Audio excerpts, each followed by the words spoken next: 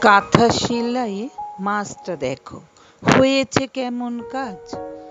নানা সুতোর রঙে দেখো সাজিয়েছি আজ।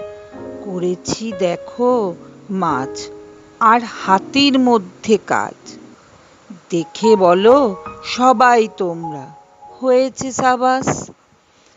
ভুল ত্রুটি ক্ষমা করো সবাই আমাকে।